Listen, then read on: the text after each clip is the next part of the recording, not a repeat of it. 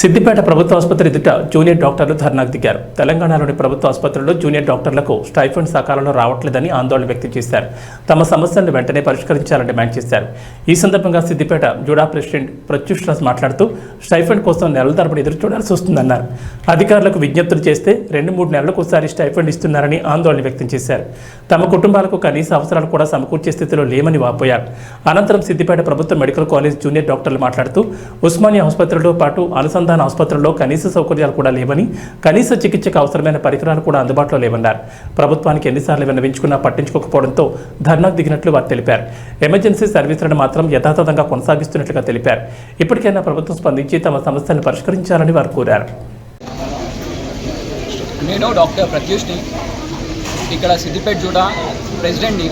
మేము ఇక్కడ government medical college సిద్దిపేటలో తెలంగాణ జూడా ద్వారా అనౌన్స్ చేసిన వద్ద స్ట్రైక్లో పాల్గొంటున్నాము. ఈరోజు తెలంగాణ రాష్ట్రంలో ఉన్న మెడికల్ కాలేజెస్లో జూనియర్ డాక్టర్స్ అందరూ స్ట్రైక్ మీదకున్నాము.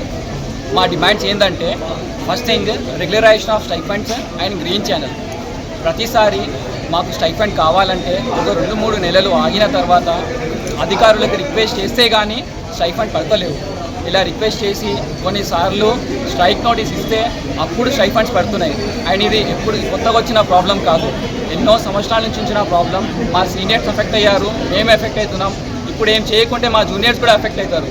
ఇది ఎప్పటికీ అలాగే నడుస్తుంది. మాకు రెగ్యులరైజేషన్ ఆఫ్ స్టైఫండ్స్ కావాలి. మేము ఇప్పుడు అందరం 25+ ఉన్నాం. ఇప్పుడు మా ఫైనాన్సెస్ మేము చూసుకోవాలి, మా ఫ్యామిలీ కూడా సపోర్ట్ చేసుకోవాలి. ఇలాంటి పరిస్థితుల్లో స్టైఫండ్ సరిగ్గా టైంకి రాకుండా, ప్రతి 2-3 నెలలకు ఒకసారి ఎప్పుడు వస్తుందో తెలియకుండా, మేము మా ఫ్యామిలీ కమిట్మెంట్ చేయకుండా, మా ఫైనాన్షియల్ స్టెబిలిటీ లేకుండా చాలా ఎఫెక్ట్ అవుతున్నాం. ఇలా ఒకరో ఇద్దరు కాదు, గవర్నమెంట్ మెడికల్ కాలేజ్ ఎన్ని ఉన్నాయో తెలంగాణ స్టేట్లో అందరు ఎఫెక్ట్ అవుతున్నారు. అందరికీ ఇది కామన్ ప్రాబ్లం.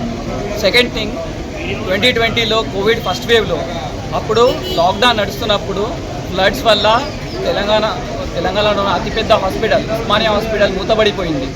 ఇంతకు ముందు నుంచి చాలాసార్లు ఆ హాస్పిటల్ కూలపోవడం, లేకుంటే ఆ సీలింగ్ పేషెంట్స్ మీద, డాక్టర్స్ మీద పడడం అనేది జరిగింది.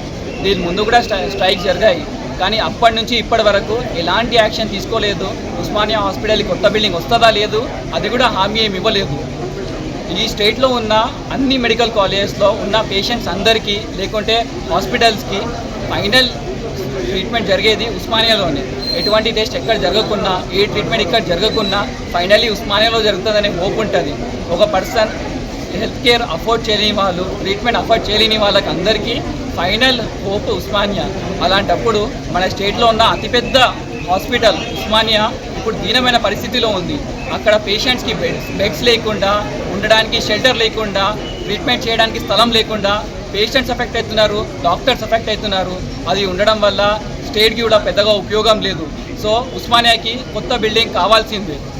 థర్డ్ థింగ్, ఇన్ని మెడికల్ కాలేజెస్ ఉన్నాయి, ఇన్ని హాస్పిటల్స్ ఉన్నాయి, ట్రీట్మెంట్ చేయడానికి ఇంతమంది డాక్టర్స్ ఉన్నారు. ఇన్ని మెడికల్ కాలేజెస్లో సంవత్సరానికి చాలా మంది డాక్టర్స్ వస్తున్నారు.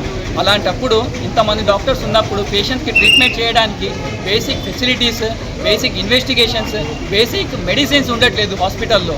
డాక్టర్స్ ఉన్నా కూడా వాళ్ళకి ఆ స్టాండర్డ్ ఆఫ్ మెడికేషన్ ప్రొవైడ్ చేయడానికి మెడిసిన్స్ లేనందువల్ల మేము కూడా మా ప్రొఫెషన్ని జస్టిఫై చేయలేకపోతున్నాము. పేషెంట్ కూడా బెటర్ కాలేడు. ఇలాంటి పరిస్థితుల్లో మెడిసిన్ లేనప్పుడు కూడా మేము ట్రీట్మెంట్ చేయలేము, పేషెంట్ కూడా బెటర్ అవ్వలేడు.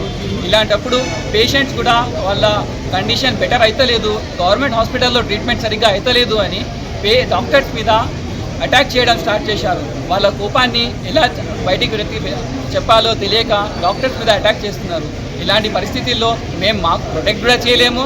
అండ్ వాళ్ళ రీజన్స్ కూడా జెన్యూన్గా ఉన్నాయి. మరి మాకు ప్రొటెక్ట్ చేసుకోవడానికి సరిగ్గా సెక్యూరిటీ లేదు, పోలీస్ అవుట్పోస్టు లేవు. ఇలాంటి అన్సేఫ్ కండిషన్స్లో మేము కూడా వర్క్ చేయడం కష్టం. మేము జూనియర్ డాక్టర్స్ ఇక్కడ బేస్ లెవెల్లో వర్క్ చేస్తాము. ఇక్కడ 24/7 డ్యూటీలో ఉంటాము. ఒకరు 36 అవర్స్ డ్యూటీలో ఉంటారు, ఒకరు 72 అవర్స్ డ్యూటీలో ఉంటారు. ఇలాంటి కండిషన్స్లో ఉన్నప్పుడు మాకు కాలేజ్లలో కానీ, హాస్పిటళ్ళలో కానీ బేసిక్ ఫెసిలిటీస్ లేవు. కాలేజ్లలో హాస్టల్స్ సరిగ్గా లేవు. హాస్టల్స్ ఉన్నప్పుడు దాంతోపాటు లైబ్రరీస్ లేవు, ఫుడ్ సరిగ్గా లేదు. హాస్పిటల్లో డ్యూటీలో ఉన్న డాక్టర్స్కి డ్యూటీ రూమ్స్ లేవు, తాగడానికి సరిగ్గా వాటర్ ఫెసిలిటీ లేదు, తినడానికి ఫుడ్ లేదు. ఇలాంటి పరిస్థితిలో 36 అవర్స్ 72 అవర్స్ వర్క్ చేయడం కానీ ఏ డాక్టర్కైనా ఇబ్బంది. మరి దాంతోపాటు మెడిసిన్ షార్టేజెస్, పేషెంట్స్ మా మీద అటాక్ చేయడం, ఇవన్నీ చాలా బేసిక్ నీడ్స్. చూడడానికి ఇవన్నీ చిన్న ప్రాబ్లమ్స్ లాగా ఉంటాయి, కానీ ఇక్కడ ఉన్న డాక్టర్స్, స్టేట్లో ఉన్న జూనియర్ డాక్టర్స్ ఇవన్నీ బేసిక్ లెవెల్లో ఎవ్రీడే ఫేస్ చేస్తున్న వాళ్ళే ఉన్నారు. అందరు ఎఫెక్ట్ అవుతూనే ఉండే వాళ్ళు ఉన్నారు. ఇవన్నీ అందరికి ఎఫెక్ట్ చేస్తున్నాయి. ఇవన్నీ సీరియస్ ప్రాబ్లమ్సే. ఇవన్నీ మా డిమాండ్స్. ఇది ఫుల్ఫిల్ అయ్యేదాకా మేము స్ట్రైక్లో ఉంటాం. ఈ స్ట్రైక్లో ఉన్నప్పుడు మా ఎలెక్టివ్ డ్యూటీస్ అంటే ఆపరేషన్ థియేటర్స్, వార్డ్స్, ఇంకా పోస్ట్ ఓపీడీస్ మేము అటెండ్ అవ్వము. బట్ ఎమర్జెన్సీస్ అటెండ్ అవుతాము.